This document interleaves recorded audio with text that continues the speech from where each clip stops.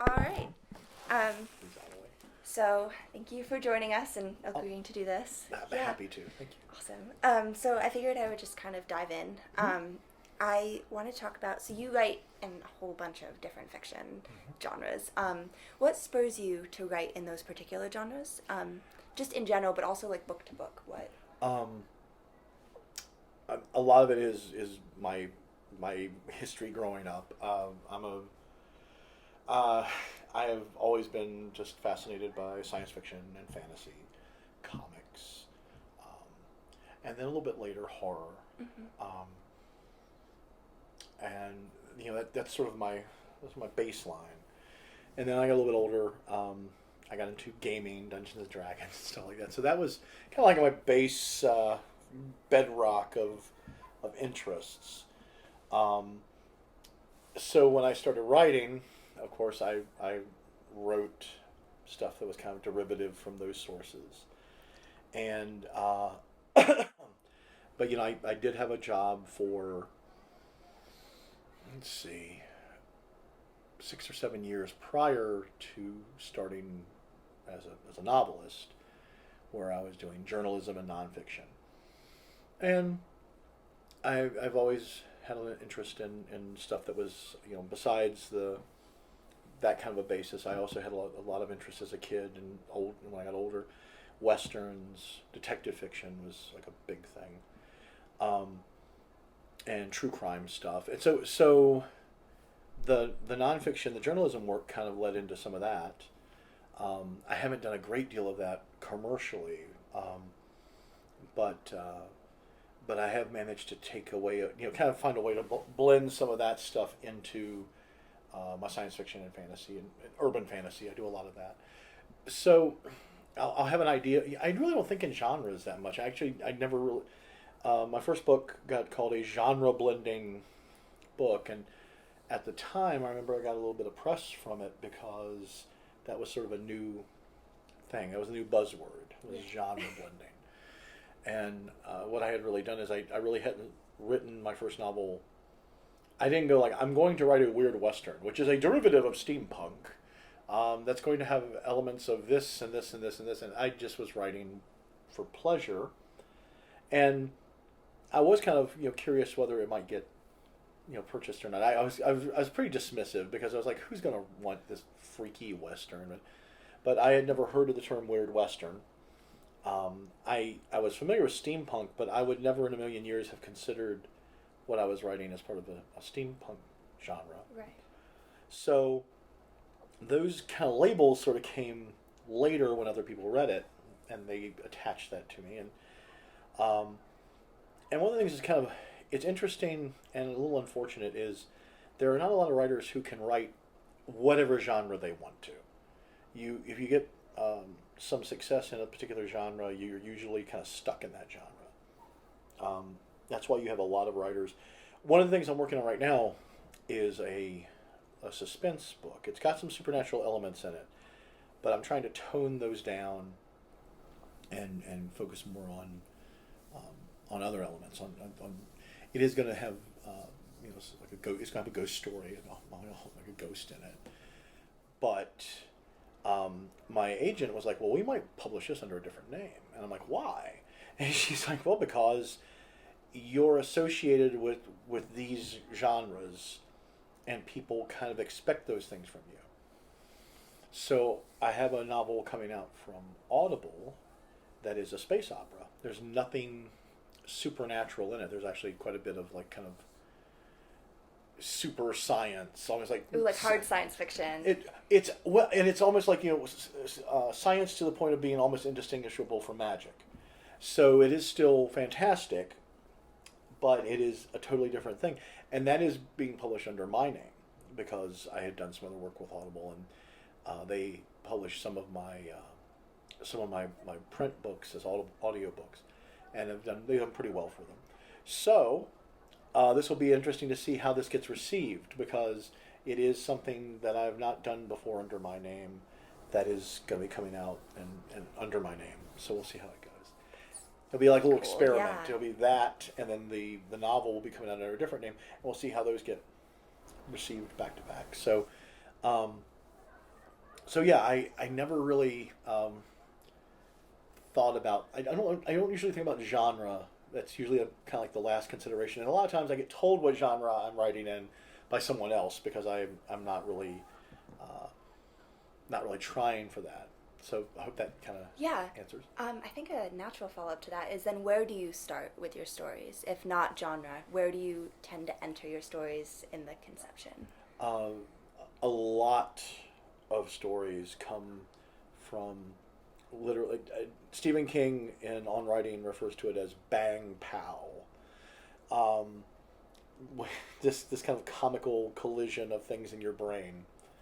Um, like for example, his one of the examples he gives is when he was thinking about Carrie, um, he was working at a high school at the time. He was a janitor in the summers at this high school that he taught English in during the semester during the fall and the winter. And so he got an idea for doing a story about a teenage girl, and he had also been reading a considerable amount about ESP and psychic phenomena. And he literally said, "Bang pow!" These two came together, and I had the base, the little kind of the little kernel of the idea for Carrie. It's something similar with me. I try to, for someone who writes stuff that's kind of like not in the normal world. I try very hard to read a lot of nonfiction, or I also enjoy reading fiction like crime fiction and stuff like that, which is usually set in the real world to a degree. You know, um, I will go off on like little mini binges of nonfiction reading on different subjects. It's something that just like grabs my attention. I tend to watch a lot of kind of historical channel and Discovery and stuff like that. I enjoy that stuff because you find out things that literally have no idea they ever existed. Um, so when an idea hits me, well, for example, for Brotherhood of the Wheel, I had been watching I think it was a Discovery documentary or something on the Knights Templar, and I had already had this idea for doing a story about truck drivers because my daughter was in the hospital for over a year, and it was about a 4.5 hour drive up to see her and then a 4.5 hour drive back, and I was doing that a couple times a week, so I was on the road a lot, and I had this idea even before my daughter was ever born, before my son was ever born, of I really like the idea that truck drivers were like they almost like a secret society. They had their own kind of coded language they spoke in over the radios, and they had like their own little places in truck stops. Truckers had their own little like areas, and they had showers, which I always thought was fascinating. It was like they had like facilities for these guys to just live this nomadic lifestyle, and they knew each other. A lot of them knew each other if they ran the same routes and stuff like that. So like this, I got the idea for this kind of like trucker secret society. And then I was watching something on Discovery, and they were talking about the initial charge of the Knights Templar. Their original charter was to protect pilgrims and merchants on the holy roads, on the roads in the Holy Land. And they were broke. They were really not. At the end, by the end of things, the Knights Templar were immensely powerful. Secular power. They had, if you believe that sort of thing, occult power, and they knew where all the bodies were buried. They invented banking. They invented checks, but beginning, starting out was very humble. They didn't even have enough horses for all their members, so they had to double up on horses. And it was kind of a bang pow moment. It just occurred to me, you had these guys who they were out protecting people traveling the roads, and then it just crashed into the idea for the truck drivers. So that became the basis for one chapter in Nightwise where I introduced that character. And then my agent really liked the character, so she's like, "Can you do some more with him?" And I was like, "Yeah." And that turned into Brotherhood of the Wheel, which turned into, there's 2 books in the series now, and I've got a third one plotted. I don't know if or when I'm going to get to the third one. Right. But so that's a pretty general idea of where things come from. It's just I'll have some idea. I'll try to scribble it down if I can. And I was actually talking to the class earlier. I mentioned, that idea may be kind of thin for a book, but you just let it set for a while, and maybe you'll have another idea, and those 2 ideas will merge together, into something that's a little meatier, and then you have some, you have enough of an idea to go forward and try to do a novel. Even if the idea is kind of thin, you may be able to do a short story out of it. So that's really interesting. So from there, what does the rest of your writing process look like? Once you have that idea, how do you start working on it? I am, there's the two philosophies of plotting, which is pantsing, fly by the seat of your pants, and plotting, and just write everything down. I have tried both over the course of many projects, and what works for me is I'm about an 80% pantser and about a 20% plotter. When I try to pants and do nothing else, the first novel I ever wrote, which will never see the light of day, but there are elements of it. A matter of fact, the truck driving character who's in Brotherhood of the Wheel was in this first novel, just in a slightly a germ of that character. What I did with that was I just wrote, and I knew kind of where I wanted to go, sort of, but sometimes it's sort of, and the story ended up being very meandering and just kind of, chapters were long. Sometimes they were just they really weren't, they didn't go anywhere, and I was very unsatisfied with that. But I'd also done projects where I had tried to map out the plot meticulously, map out every character, map out all the interactions. I had heard someone say you could take 3x5 cards for each scene and then lay those out and you can move them around to try to... I tried all of that stuff. What happened when I tried to plot meticulously was I got overwhelmed. I would reach a point of almost like stasis because I had this enormous granite thing that I'd made that was the story, and I couldn't find a way into it, and I couldn't find a way to move through it, and that was very intimidating and very hard to start. So a lot of times those projects would end up just kind of laying fallow. So what I found that worked for me best is I will have my general idea of the story, and then I will build it one chapter at a time, and I do a synopsis of that chapter, what's going to happen in the chapter, who's introduced. The one thing I do that is a little plottery is plottery. It's plottery. It's a word now. Yeah. It's a word now. Is whatever characters of significance that are showing up in that chapter, I will tend to fully flesh them out in that synopsis. So I go into their backstory. Oftentimes, there have been characters where I have gone into their backstory, and some of that material hasn't shown up for several books. Later on in the series, this will come up. The fourth book in the Golgotha series, there's something that I wrote initially when I was describing one of the characters in the first book, and describing their background, and that thing is finally coming up in the books now. So that, I think, is important because it gives me a good, solid handle on the characters, and I believe characters are more important than plot. I believe that, if you know where your character's coming from right out of the gate, that does help you with moving them forward through the story.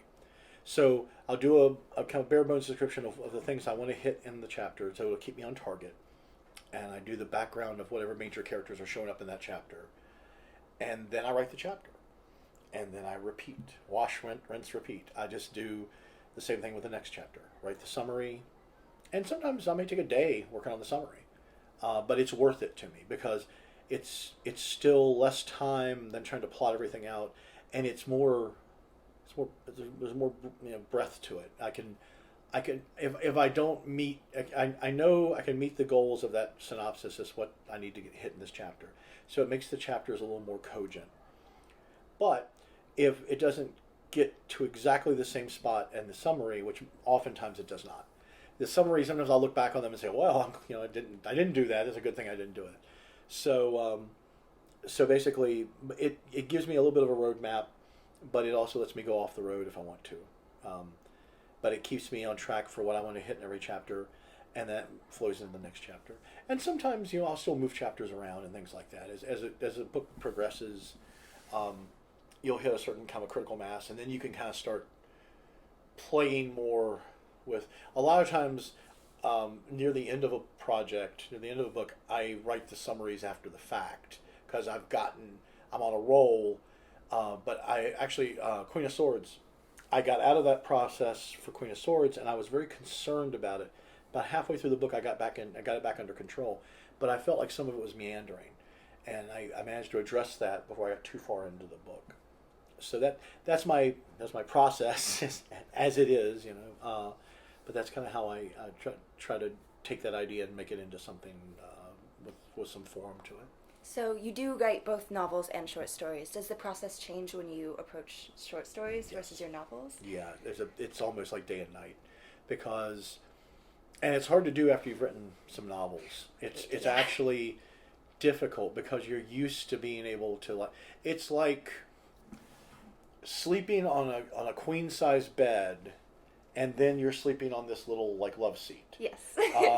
You're used to being able to stretch out and take your time and build, maybe go off on a few little cul-de-sacs because you want to, and it sort of relates to the story, but it adds to the story.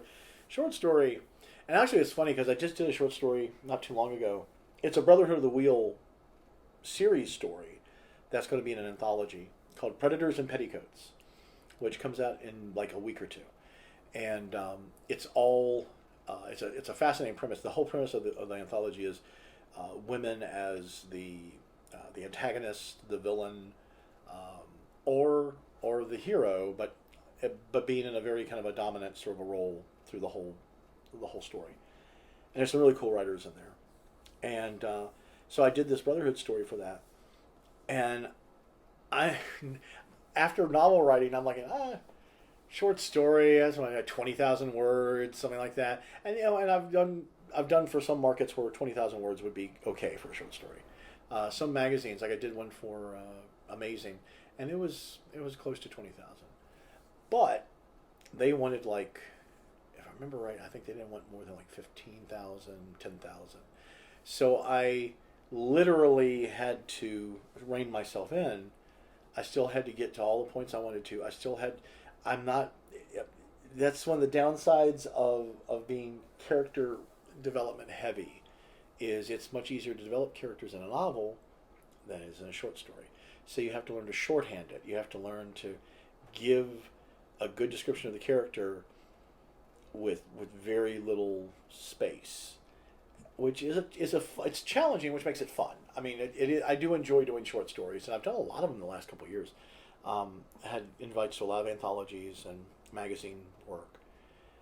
But yes, it's a very different process, and sometimes it's Stephen King actually did a book called I think Past Sundown or something like that. It was basically a series of short stories, and he wrote them because he hadn't written short stories in so long, and his books are massive, so he wanted to see if he could still write short stories. And I got to admit, they were more like novellas. They were not short stories. They were good. They were really good, but they were not a 15,000 word short story. So, but yes, they're very day and night, very different. So, shifting tack a little bit, you write, the genres you write are mostly within the realm of speculative fiction. And I know that you've talked a little bit about how that, not as much anymore, but used to be a lot and still is to some extent looked down upon in the literary circles. What do you think the advantages are of writing in the types of genres you write in terms of storytelling? And it's its greatest strength and its greatest weakness. We are the court jesters of literature. We can say very truthful, very scathing commentaries on our society, and no one really takes us seriously. If they did, it'd be like the king taking, actually listening to what the jester is saying and saying, lop his head off. So you can make a lot of social commentary, and I think good science fiction, especially, that's a responsibility. I really do believe that you can write something just for fun or pleasure, but we have a lot of that, especially in genre fiction. There's a lot of stuff that's just, it's just fun. It's just a popcorn movie. and there's actually an interesting thing that just came out in the last couple of weeks or so. Um, Francis Ford Coppola, I believe, yeah, it was Francis Ford Coppola, and who's the fellow who did the Godfather movies? Was that Francis Ford Coppola? I don't know. I'm trying to remember. Basically, two very prominent filmmakers. They both say basically that like the Marvel superhero movies, that the Marvel Cinematic Universe, is like it's not cinema. It is a ride at an amusement park. Mm-hmm. It is an event.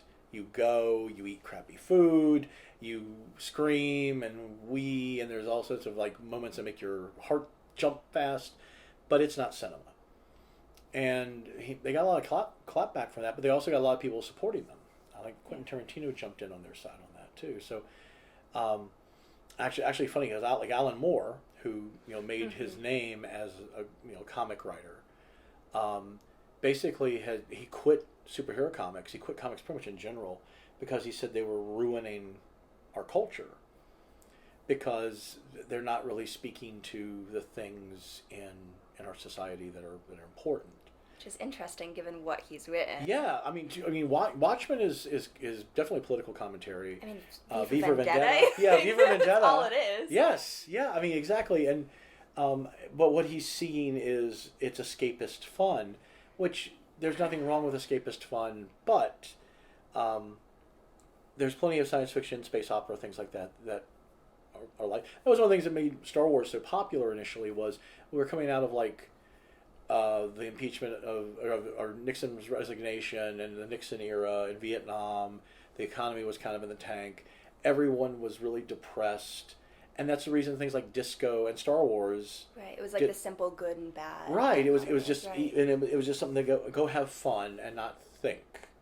And there's nothing wrong with that. There's plenty of times when not thinking is not a bad thing. But yeah, so basically, I do feel like. Genre fiction does not get as much appreciation sometimes because there is some really good genre fiction that addresses some very powerful issues, some really interesting philosophical and political issues. But there are folks who just won't even read it; they won't even consider it. If you go to Barnes and Noble in town. Well, the one in Tanglewood, they have it back in the corner. It's like in the dirty book section. It's like that. That's where they keep the that stuff. And if you look through it, a lot of it is there's a book on Halo. Here's a book on Star Trek. Here's and the covers are all very like pop culture. Yeah, exactly. Yeah. So a lot of it is kind of mindless, but there's a lot that isn't. Mm-hmm. And I feel that it is. That if someone dismisses it just because of the genre, they are doing themselves a disservice. I feel like well-written anything has something to say. Exactly, and that's the thing. But it is again, if you look back there and all you see is stuff based off of like video games and TV shows, you have to kind of parse a little bit more to find. And what's interesting is like for example, Stephen King writes horror. He's not in the horror section. He's in the literature section, and part of that is simply because the powers that be made a decision, and part of it is I think because it took him a long time to get that recognition, but he got it. And so there are classics of science fiction that I think should be in literature, not be in the science fiction section. To dismiss them is to do yourself a disservice. And I think it's starting to change in our culture too. It is. Like you have, I know here at least there's in the literature course we have classes on science fiction. We have classes on contemporary fiction, looking at what makes genre what it is. Yeah. But, yeah. I mean, and by the same token, folks who just avoid classic literature in general, like the plague, they're doing themselves a disservice because there's amazing stuff there. Someone was talking about horror in the last class, and Lord of the Flies came up, and that is absolutely a horror story. Yeah.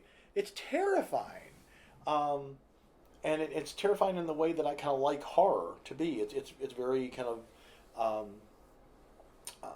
claustrophobic and existential. There's a great deal of existential horror in there. But there would be some folks who would just be offended by just the notion of that. It is a classic book. It's classic literature. How dare you drag it down into the mud with horror? I mean, you look at a lot of the stuff, especially like pre-1900s or early 1900s, Yes.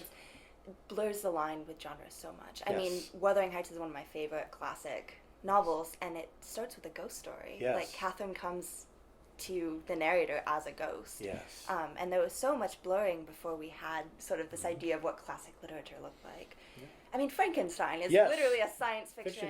Yeah. It actually is like considered The by many the first, first yeah. science fiction book, Yeah. and it's beautiful. It's an excellent book, and it's got a wonderful, Frankenstein is just as relevant now, if not more so, yeah. than when it was written, because we are constantly struggling with they're talking about AI stuff now, Yeah. and that is every one of those guys should be made to read Frankenstein. And Asimov. Oh yeah! Oh yes! Yes. Yeah. The laws of robotics, absolutely. So yes, I do think it still gets a bum rap. I do think maybe that's starting to change, but it is. I don't know if that will ever go away, but what's interesting is really Shakespeare was considered by his contemporaries to be basically a populist hack who was just churning out crap. And dick jokes, and Yeah. I don't know if I can say that Oh, on the yeah. podcast. Oh, yeah, but yeah. yeah. Expletive deleted. Yes. Editor, please do magic. But but basically, now he is considered the pinnacle of literature in the Western world, and that is just a matter of time and perspective. Yeah. Changes in the culture, changes in how we perceive the past. Yeah. So maybe someday there won't be that blur. I mean, and to be honest, a lot of science fiction, even now, there's a lot of science fiction. If you read it now, it's already dated. It's very dated. Yeah. So I mean, like the books that have like, oh, this is existing in the year 2000. When Yes. like flying spaceships. yes, and- where's my flying car? Yeah. I've wanted my flying car since I was a kid. Where's my flying car? Yeah. Oh goodness. Okay, so I think we should start wrapping it up a little bit. Sure. I think as like the final question, what is your favorite monster that you've ever written about? Oh my god. Because you've written quite a few, Wow. and That threw me. That's a good one. Very good. Let's see.